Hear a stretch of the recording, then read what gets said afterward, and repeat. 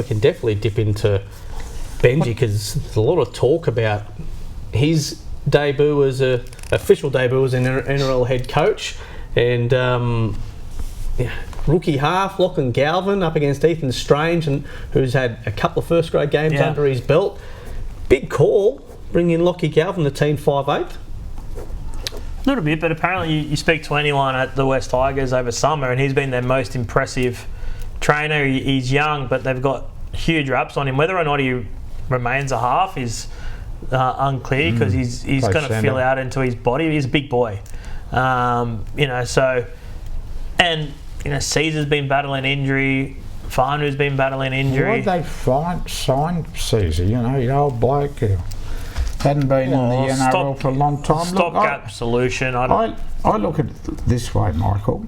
The teenage 5'8", or teenagers, Sam Walker type 3 years ago at the Roosters, if you put them into a strong system, I think they're ready. Okay, and he had Luke Keary around him, he had Cronk there, just retired, coaching him. They had Manus, Tedesco's, Radley, Hargreaves, Collins. I reckon, I don't know if he's ready. But how do you hold a kid back that you think's ready just because round one the support's not there? What if he's their best option, Buzz? I'm not. Is he their best option? Well, he's picked him for round one, so I'm not going to. And Benji could train the house down, mate. Benji could have hit him as well. Could have easily have named Caesar in the halves and made that old switcheroo an hour before kickoff. But he obviously has backed him and thinks he can do the job. I'm not going to sit here and be critical of Benji for picking a young kid in a side. So you don't think it's a risk? Of course, it's a risk. Benji Marshall being a coach is a risk. Of course it's a risk. There's no doubt about that. Does Benji work hard enough? Did you read Bulldog's column? I did, but I don't know if he works hard enough, but the reports are, like, you speak to people at the West Tigers, he's still the first one in there. Just because he's got a different approach. Benji's on record as saying he's not a 24/7 coach. But does that make, just because you spend 20 hours in a workplace doesn't mean you're productive for 20 hours? Yeah. If he's in there... What are you saying? Is that not true, though? You can... I'm first one in here, and I watch you guys. That's my point. I'm self-employed, semi-retired, and I beat you in. Hey? So what's to say that he's I'm a year away from being on a pension, and I beat you in. It is little planes, trains and automobiles on a Thursday morning to see who gets in first.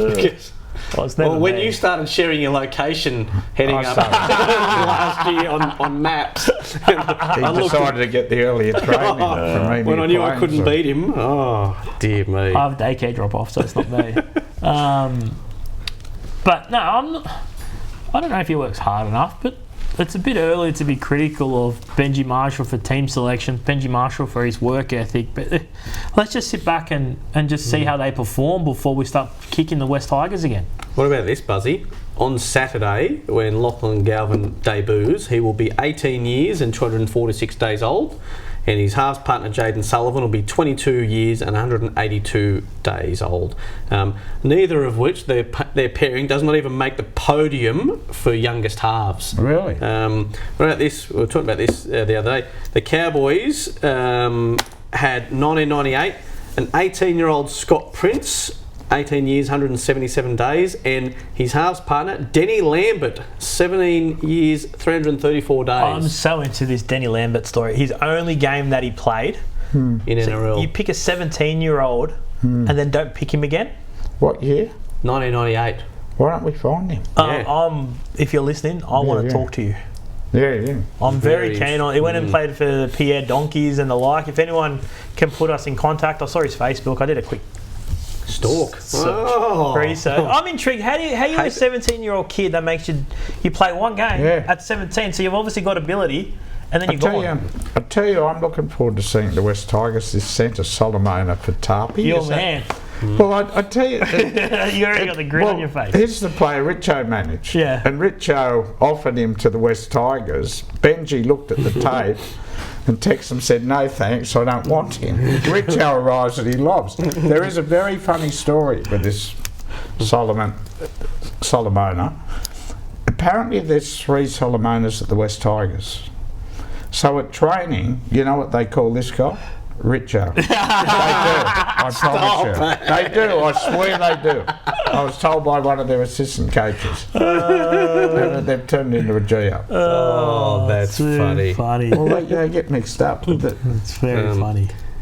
Given Michael's Facebook stalking of Denny Lambert, I'd just like to offer this opportunity for any of Michael's ex-girlfriends to reach out if he's been bugging them on social media over the years. From afar. A good story. What about these other guys, the other teen halves? Your man, the 17-year-old. Nuts. Craig Wing and Willie Peters at Souths. Mitch Orbison and Mitch Pearce at the Roosters. Saar and Pearce. Lamb and Cogger at the Knights. McCulloch and Hunt and Moses and Brooks. So there's a good little list there. McCulloch and Hunt, there you go. Back in 2009. Why don't you turn around and do an investigation to the oldest halves pairing ever? Phil Rothfield and No, Dean who would Ritchie. that be? Well, what about Cody Walker? Sorry? Cody Walker, when he made his debut, was what, 20? With Renault, they would have been for sure. Well, it was actually his debut came with Jaden Nikorima in 2016, round 1. Neither of whom had played a first grade game. Oh, really? Rookie halves Jeez, combination. you've done some. I'm impressed. You like that? Aaron Wally Wallace. Yeah, wow. Oldest halves, eh? Yeah, oldest halves. Who knows? Are you going down to Canberra, Mick, for the ABC? No. What do you mean, Big game, mate. Jason Smith when he came back and played at Canberra and North Queensland? Or Great value at the Raiders. I was there at the time. Who's going to do the sideline down in Canberra on board? I think Sam Williams does sideline in Canberra. Does he? Yeah, he's very good. Good fella, Sam Williams. No, he doesn't. Lovely Yeah, person. yeah. He started Coomer last boy. year, and he's like he's in Canberra for me. Yeah. Because No, you go as although well. Michael was in shorts and t-shirt last week, you look like an extra from Spies Like Us during It's in supposed winter. to rain this weekend. You were all rugged up with your Oh yeah, layers. and- yeah. See my eyes. That's They about looking it. after the ABC, are they? In what respect? Well, can you? Cash? Maybe I'm Well, I'm entitled to ask because I pay for it. My tax. So if I had you renegotiate my contract, would you be trying to get more or less? No, I'd go in for more. Oh, thank you. With more experience than when you first started. Might get you to do that around here. Do you get a car allowance? I'm a taxpayer. A car allowance for my sideline shifts at the ABC? No. Don't you? Right. They give you free public transport or something? Or, no? Yeah, with my ticket included in the cost I'd of love the to ticket. know what that bloody radio coverage costs me. Taxpayer. You're a big fan of it. Hey? You're a big fan of the work that we do.